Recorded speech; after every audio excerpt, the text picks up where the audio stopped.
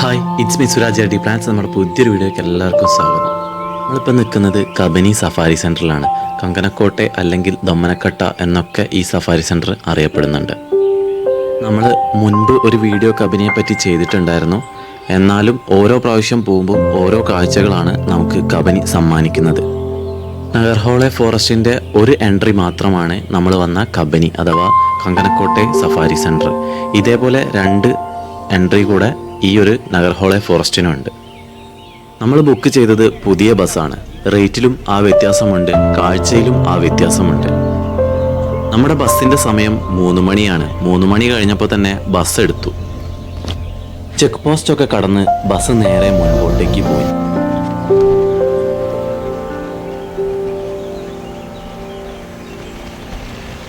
നമ്മൾ ഫസ്റ്റായിട്ട് സ്പോട്ട് ചെയ്തിരിക്കുന്ന ഒരു എലിഫൻറ്റിനെയാണ്. കഴിഞ്ഞ പ്രാവശ്യം വന്നപ്പോൾ എലിഫൻറ്റിനെ പോലും നമ്മൾ കണ്ടിട്ടില്ല. ഒരു പിടിയാനയാണ്, കുറച്ച് ദൂരെയായിട്ടാണുള്ളത്. അവിടുന്ന് മുന്നോട്ടേക്ക് പോയ സമയത്ത് ഒളിഞ്ഞ ഒരു ടെമ്പിളിൻ്റെ, ഒന്നല്ല 2 ടെമ്പിളിൻ്റെ അവശിഷ്ടം കാണുന്നുണ്ട്. അതിൽ ഈ ഒരു ഭാഗത്തായിട്ടൊരു ടൈഗറിനെ കാണാറുണ്ട്. ഇതിൻ്റെ സമീപം കാണുന്നത് കൊണ്ട് അവർ വിളിച്ചുകൊണ്ടിരിക്കുന്നത് ടെമ്പിൾ ഫീമെയിൽ എന്നാണ്. പക്ഷേ വേറെ ഏതൊരു വണ്ടി സ്പോട്ട് ചെയ്തെന്ന് പറഞ്ഞു, നമ്മളെ വണ്ടി സ്പോട്ട് ചെയ്തിട്ടില്ല. ഈ ഒരു ഭാഗത്ത് നമ്മൾ അരിച്ചു പെറുക്കിയിട്ടാണ്, പക്ഷേ ഒന്നിനെയും കണ്ടിട്ടില്ല. തിരിച്ചു വരുമ്പോൾ ഞാനൊരു സർപ്രൈസ് കാണിച്ചു തരാം. തൊട്ട മേലേന്ന് ഒരു കൊമ്പൻ്റെ മൂവ്മെൻറ്റ് നമുക്ക് കാണാൻ പറ്റിയിട്ടുണ്ടായിരുന്നു. അങ്ങനെ നമ്മൾ നേരെ മുകളിലോട്ട് കയറി.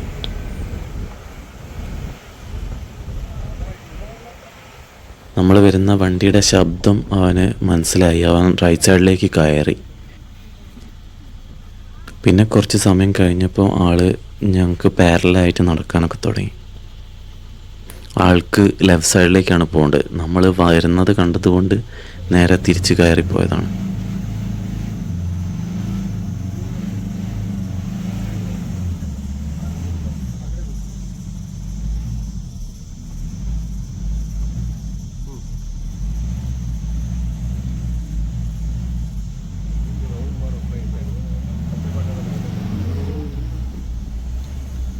ഞാൻ ശ്രദ്ധിച്ചുകൊണ്ടിരുന്നത് അതിൻ്റെ കണ്ണായിരുന്നു. ഒരു കണ്ണ് ചെറിയ എന്തോ പരിക്ക് പറ്റിയ പോലെ ഉണ്ട്. ഈച്ചയൊക്കെ ഇങ്ങനെ പാറി നടക്കുന്നുണ്ട്.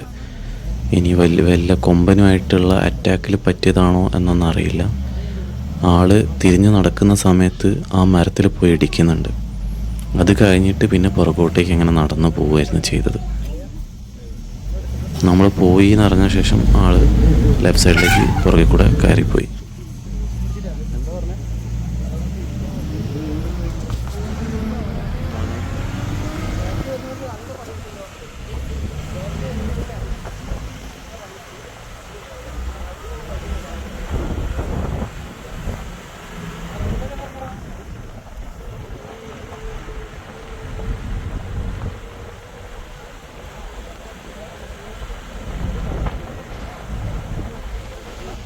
ഈ ബന്ദിപ്പൂരും മുത്തങ്ങയും മസിനഗുഡിയൊക്കെ പോകുന്ന സമയത്ത് ഫോറസ്റ്റിൽ നമുക്ക് കൂടുതലായിട്ടും കാണാൻ പറ്റുന്ന ഒരു ജീവി മാനുകൾ തന്നെയാണ്.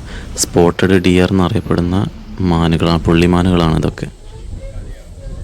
കുറച്ച് അപ്പുറത്തായിട്ട് വൈൽഡ് ബോർ ഉണ്ട്, അഥവാ കാട്ടുപന്നി. മാൻകൂട്ടത്തിന് തൊട്ടടുത്ത് തന്നെയായിരുന്നു അവയും. നമ്മളെ കണ്ടതും ഒരു പീക്കോക്ക് ഫീമെയിലാണ്. നമ്മളെ കണ്ടത് കൊണ്ട് ഓടി കുറച്ചപ്പുറത്തേക്ക് മാറി. എന്നിട്ട് പിന്നെ നമ്മളങ്ങനെ നോക്കിയിരിക്കുകയായിരുന്നു. അതിനിടയിലാണ് പിന്നെയും വൈൽഡ് ബോറിനെ കാണുന്നത്.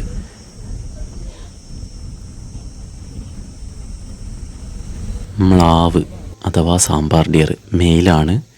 നമ്മൾ വന്നതൊന്നും ആളറിഞ്ഞിട്ടില്ല. തടാകത്തിൻ്റെ കരയിലൊക്കെയാണ് അധികവും കാണാറ്.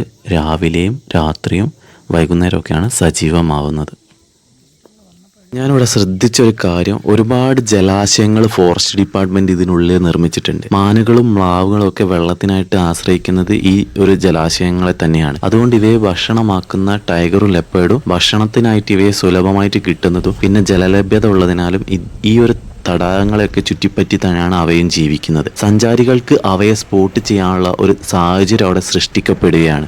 Forest department, Karnataka forest department ആ കാഴ്ചപ്പാട് വളരെ വലുത് തന്നെയാണ്.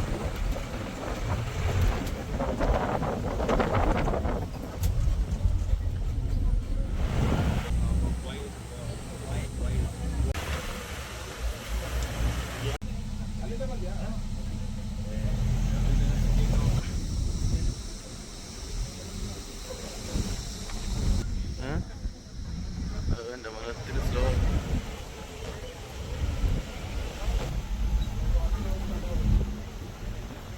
ഈ ഒരു ഭാഗത്തേക്ക് വന്നപ്പം ഒരുപാട് പീക്കോക്കിനെ കാണുന്നുണ്ട്. സംഭവം എന്താണെന്നറിയോ, ഇത് നാടിൻ്റെയും കാടിൻ്റെയും ബോർഡറാണ്. ഈ ഒരു ഭാഗത്തായിട്ട് നിങ്ങൾ റെയിലിൻ്റെ ഫെൻസിങ് കണ്ടോ, ഇത് സ്ട്രെയിറ്റ് ആയിട്ട് ഇങ്ങനെ പോകുന്നുണ്ട്. അതിൻ്റെ ഒരു ഭാഗത്തായിട്ട് നാടാണ്, ഈ ഒരു ഫെൻസിൻ്റെ ഇപ്പുറത്തായിട്ട് കാടുമാണ്. പക്ഷേ കാടും നാടും ഈ ഒരു ഫെൻസ് കൊണ്ട് മാത്രമാണ് സെപ്പറേറ്റ് ആയിട്ടിരിക്കുന്നത്. ഇങ്ങനൊരു കാഴ്ച എൻ്റെ ജീവിതത്തിൽ ഞാൻ ആദ്യമായിട്ടാണ് കാണുന്നത്. കഴിഞ്ഞ പ്രാവശ്യം കബനി വന്നിട്ടുണ്ടെങ്കിലും ഈ റൂട്ടിൽ ഞങ്ങൾ പോയിട്ടില്ല. ഇതിൻ്റെ ഉള്ളിൽ കൂടെ ഒരുപാട് റൂട്ടുകളുണ്ട്. അപ്പം ഓരോ പ്രാവശ്യവും വ്യത്യസ്തമായ പ്രദേശങ്ങൾ കൂടെ തന്നെയാണ് നമ്മൾ പോയിക്കൊണ്ടിരിക്കുന്നത്. പീക്കോക്കിനെ കൂടുതലായിട്ട് കാണാനുള്ള കാരണം ഈ ഒരു ഭാഗത്ത് കൃഷിസ്ഥലങ്ങളാണ്. അപ്പം ഇവയ്ക്ക് ഭക്ഷണം നല്ലപോലെ കിട്ടുന്നുണ്ടാവണം. അതുകൊണ്ടായിരിക്കും ഈ ഒരു സൈഡ് മൊത്തമായിട്ട് ഇതേപോലെ കാണുന്നത് മൊത്തം പീക്കോക്ക് തന്നെയാണ്. ഇപ്പോൾ ഒന്ന് ജിപ്സി JLRൻ്റെതാണ്. ജംഗിൾ ലോഡ്ജ് റിസോർട്ട് എന്നതിൻ്റെ ഷോർട്ട് ഫോമാണ് JLR. അത് മൊത്തമായിട്ടുള്ള ഒരു പാക്കേജിൽ വരുന്നതാണ്. അതുകൊണ്ട് നമുക്ക് അഫോർഡബിൾ ആയിട്ടുള്ള റേറ്റ് അല്ല. എന്തെങ്കിലും ഒരു ദിവസം നമ്മൾ അതിൽ സഫാരി എടുക്കുന്നതായിരിക്കും. ഇതാണ് ഹനുമാൻ ലങ്കോർ. ഒരെണ്ണത്തിനെ കാണാൻ പറ്റിയിട്ടുള്ളൂ. നേരത്തെ ഞാൻ പറഞ്ഞില്ലേ തിരിച്ചു വരുമ്പോൾ ഒരു സർപ്രൈസ് തരാമെന്ന്. നേരത്തെ ഞാൻ കാണിച്ച ആ ട്രെഞ്ചിലായിട്ട് ടൈഗറിനെ സ്പോട്ട് ചെയ്തിട്ടുണ്ട്. ഇവർ ഡ്രൈവേഴ്സ് തമ്മിൽ നല്ല കമ്മ്യൂണിക്കേഷൻ ഉണ്ട്.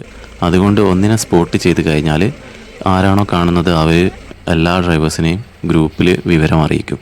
അങ്ങനെ എല്ലാ വാഹനങ്ങളും ഇതിൻ്റെ സമീപത്തേക്ക് വരും.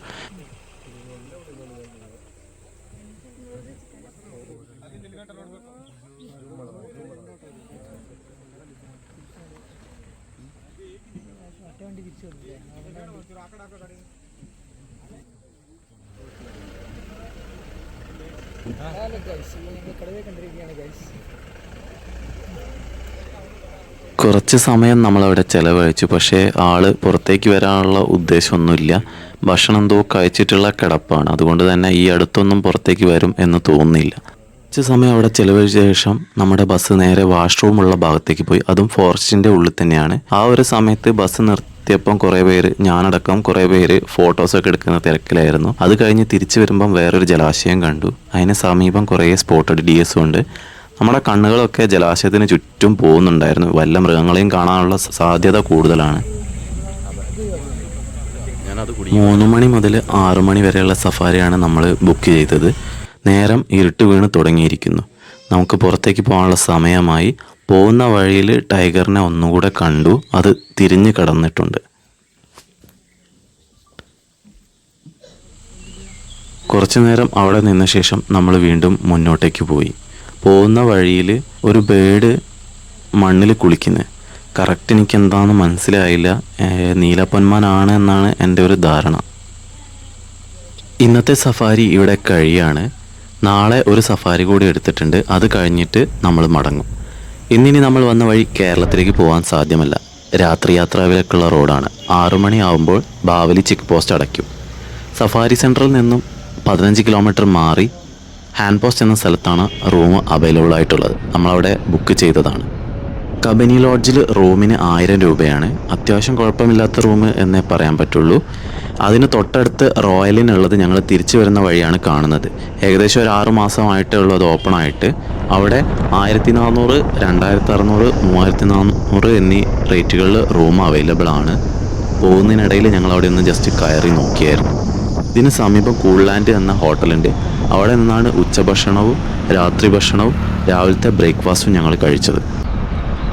സഫാരി സെൻറ്റർ കഴിഞ്ഞ് കുറച്ച് മുന്നോട്ടേക്ക് പോകുന്ന സമയത്ത് അന്തരസന്ധി എന്ന് പറഞ്ഞ സ്ഥലമുണ്ട്. അവിടെയാണ് പിന്നെ പെട്രോൾ പമ്പ് അവൈലബിൾ ആയിട്ടുള്ളത്.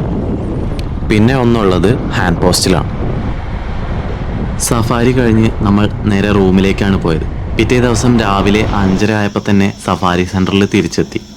6 മണിക്കാണ് ഇന്നത്തെ സഫാരി തുടങ്ങുന്നത്. 9 മണി വരെയാണ് നമ്മുടെ സമയം. ടിക്കറ്റ് കൗണ്ടറിൽ ഓൺലൈൻ ടിക്കറ്റ് കാണിച്ചു. അവിടെ നിന്നും പാസ് മേടിച്ചു. വീക്ക് ഡേയ്സിൽ 3 മണിക്കൂറും വീക്കെൻഡിൽ 1.5 മണിക്കൂറുമാണ് സഫാരി. അതുകൊണ്ട് കഴിവതും വീക്ക് ഡേയ്സിൽ വരാൻ ശ്രദ്ധിക്കുക. ടിക്കറ്റ് കൗണ്ടറിൽ നമ്മുടെ ആധാർ കാർഡ് കാണിച്ച ശേഷമാണ് നമുക്ക് പാസ് അവിടെ നിന്നും തരുന്നത്. അതൊക്കെ കൈപ്പറ്റിയ ശേഷം ഞങ്ങൾ നേരെ ബസ്സിലേക്ക് കയറി. ഇന്ന് നമുക്ക് ഡ്രൈവർക്ക് തൊട്ട് പുറകിലായിട്ടുള്ള 4 സീറ്റാണ് ലഭിച്ചിരിക്കുന്നത്. 2 ഡ്രൈവർക്ക് പുറകിലും 2 ഓപ്പോസിറ്റും.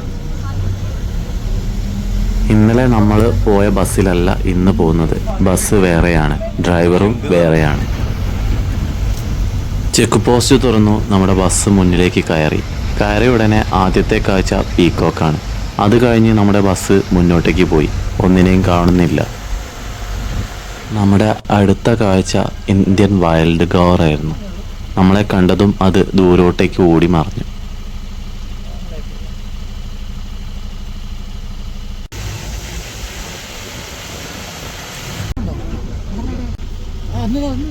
ഈ മരത്തിനടുത്ത് ഈ മരത്തിന് ഇങ്ങോട്ട്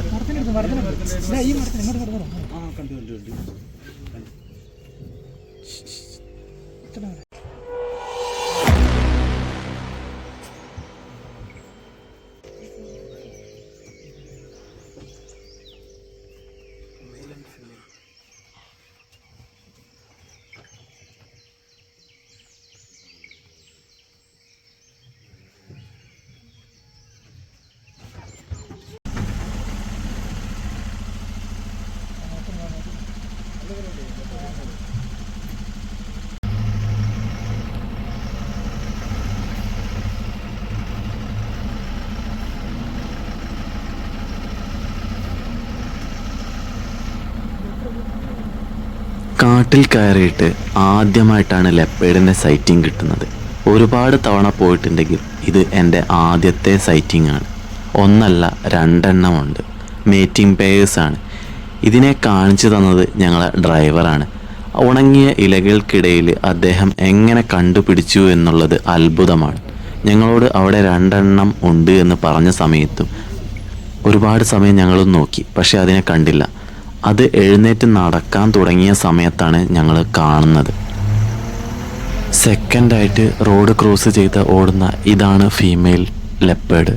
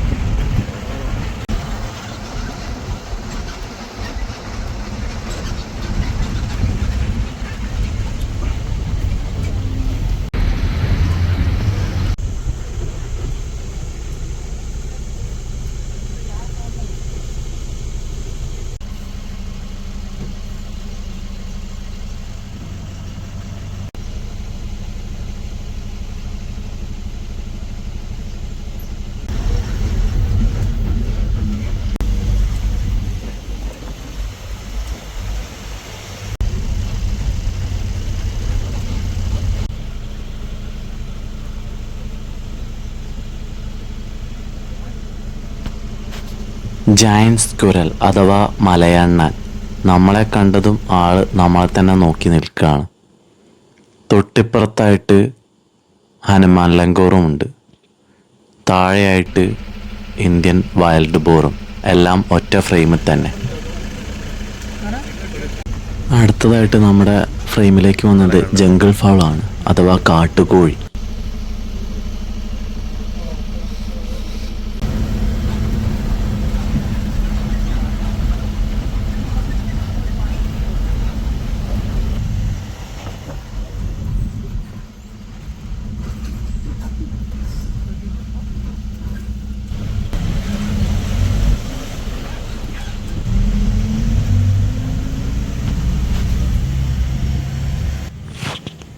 അപ്രതീക്ഷിതമായ ഒരു കാഴ്ചയാണ് ഇനിയുള്ളത്. കാരണം അന്നത്തെ ദിവസം രാവിലെ ഞങ്ങളുടെ വാഹനത്തിന് മാത്രമാണ് ആ ഒരു കാഴ്ച വിരുന്ന് കിട്ടിയത്. ടൈഗർ ഇരിക്കുന്നത് കുറച്ച് ദൂരെയാണ്. നമ്മുടെ ബസ്സിലാവട്ടെ ആരുടെ കൈവശവും ക്യാമറ ഇല്ല. ടൈഗർ സൈറ്റിംഗ് കിട്ടിയ ശേഷം നമ്മുടെ ഡ്രൈവേഴ്സിൻ്റെ ഗ്രൂപ്പിൽ ഈ ഒരു കാര്യം പറഞ്ഞു എന്ന് തോന്നുന്നു. അതുകൊണ്ടായിരിക്കാം എല്ലാ വാഹനങ്ങളും വരുന്നുണ്ട്. അതുകൊണ്ട് തന്നെ ഡ്രൈവർ വാഹനം ഓഫ് ചെയ്ത് അതിനെ ശല്യപ്പെടുത്താതെ അവിടെ നിർത്തി.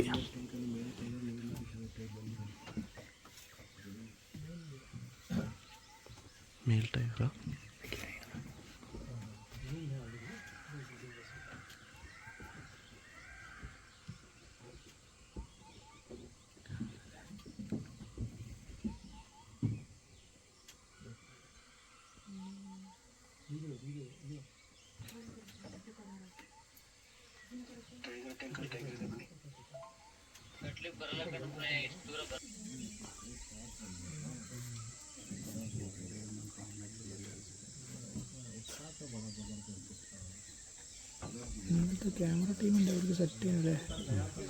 ഒരു ഫോട്ടോ ಸರ್ ಮಾತಾಡಬೇಡಿ ಸರ್.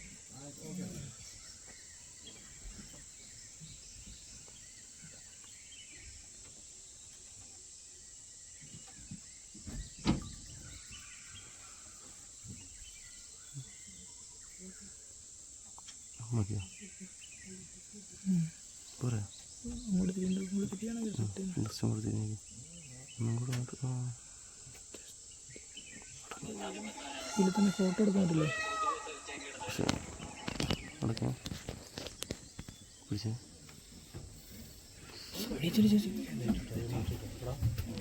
നമുക്ക് മാത്രം കാഴ്ച തന്നിട്ട് അവൻ അതിൻ്റെ ഉള്ളിലേക്ക് കയറിപ്പോയി. ഈ ഒരു ടൈഗറിൻ്റെ പേര് ടൈഗർ ടാങ്ക് എന്നാണ്. ഈ ഒരു ടാങ്കിന് സമീപം കാണുന്നത് കൊണ്ടാണെന്ന് തോന്നുന്നു അതിന് ടൈഗർ ടാങ്ക് എന്ന് പേര് കൊടുത്തത്. ഇതേപോലെ ഈ കാട്ടിലുള്ള അധിക ടൈഗേഴ്സിനും പേരുണ്ട്.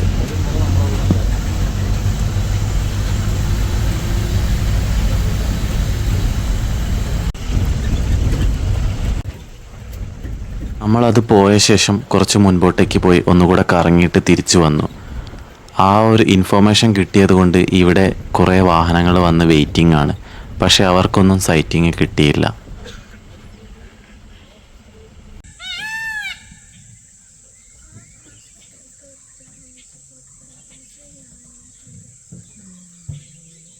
വേറെ ബസ്സൊക്കെ നമ്മൾ ആ ഒരു ഭാഗത്ത് നിന്നിട്ടാണ് ഇതിനെ കണ്ടത്.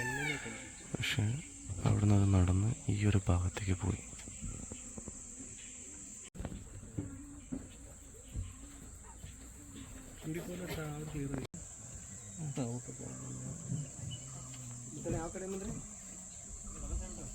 ഇതിനെ ഉള്ളിൽ കയറി ഇതിനെ കുറച്ച് എല്ലാ വണ്ടി കൂടി വന്ന് ആകതാക്കി. നമ്മളിതിൻ്റെ തന്നെ അല്ലേ പോകേണ്ട പ്രശ്നമല്ല നമുക്ക് നടന്ന്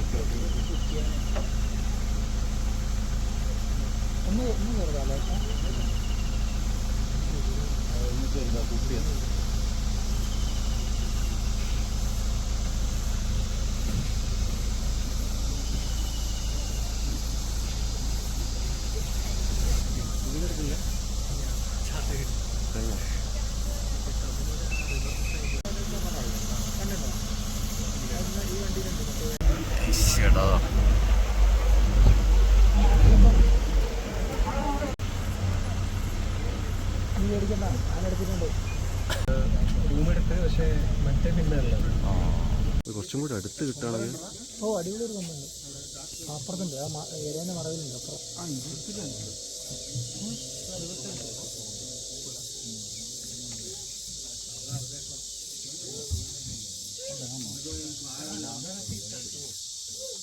അവിടെ ബോട്ടിംഗ് ഒക്കെ ഉണ്ട്. അവിടെ ഇവിടെ സഫാരി ജയിലാറിൻ്റെ ബോട്ടിംഗ് ഉണ്ടല്ലോ. നല്ല അടിപൊളി കേട്ടോ. നമ്മൾ ആ ഒരു എനിക്ക് സൂം ചെയ്യാൻ പറ്റുമോ?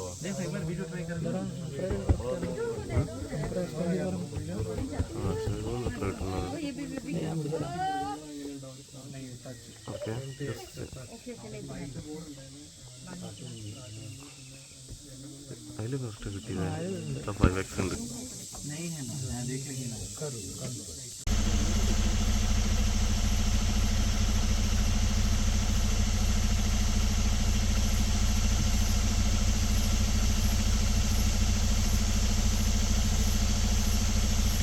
ഈ യാത്ര ഇവിടെ അവസാനിപ്പിക്കുകയാണ്. അടുത്തൊരു വീഡിയോ ആയിട്ട് വരും വരയ്ക്കും ബൈ.